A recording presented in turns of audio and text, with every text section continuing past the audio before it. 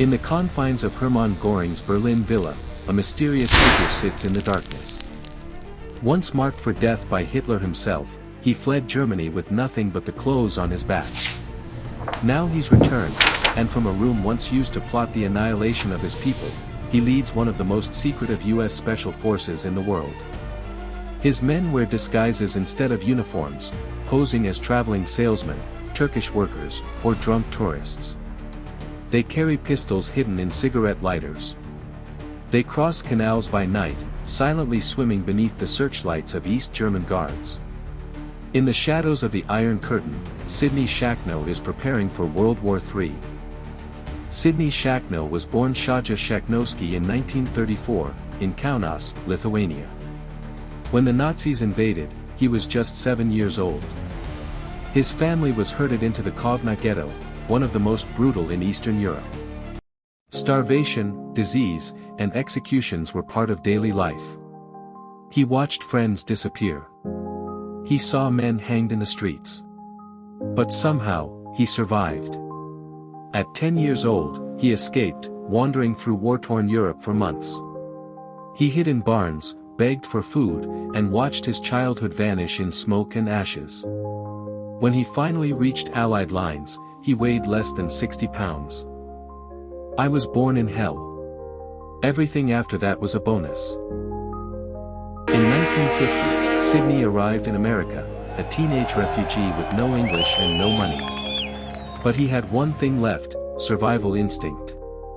By 1955, he had joined the US Army. He rose through the ranks, fast.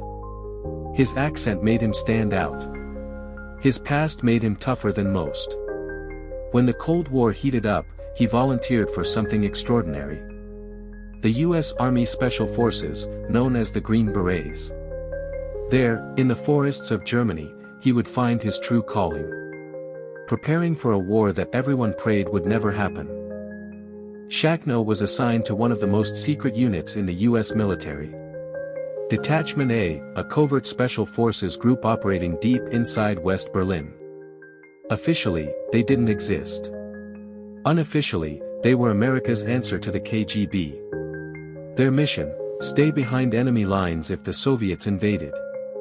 And wage guerrilla warfare from within. Shachnow turned Göring's old villa into a spy headquarters. From there, his men trained in sabotage, disguise, and espionage. They mastered demolition, parachuting, lockpicking, and the art of vanishing. Their motto was simple. Mislead. Misdirect. Survive. If Soviet tanks ever rolled into West Berlin, Detachment A's job was to disappear. And reappear as ordinary Germans, sabotaging bridges, cutting communications. And striking from the shadows. They kept weapons caches hidden beneath apartments. Safe houses were disguised as tailor shops and travel agencies. And to communicate, they used dead drops, invisible ink, and covert radio bursts that lasted less than 5 seconds. They even practiced underwater infiltration, scuba diving through Berlin's canals. To cross under the Iron Curtain itself. Their training was so secret, even NATO didn't know everything they did. Officially, these men were communications technicians. In reality, they were ghosts of a war that had not yet begun. Sidney Shachnow's life was a paradox. He had survived the Holocaust, and yet, here he was, living in the ruins of Nazi Germany. Protecting it from the Soviets. He once said, "I never hated the Germans. Hate is baggage. I learned to outlive it." His men respected him not for his rank, but for his calm under pressure. He didn't give speeches. He gave example. When he retired decades later, Shachnow had earned the rank of Major General.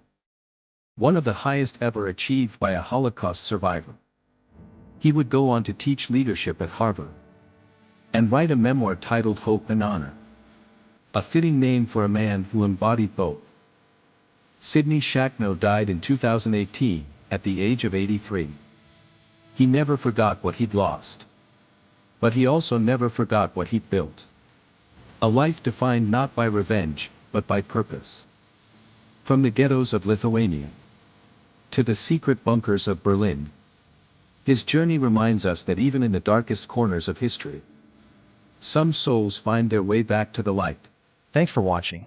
For more dark secrets, subscribe my channel Dark Archive Histories.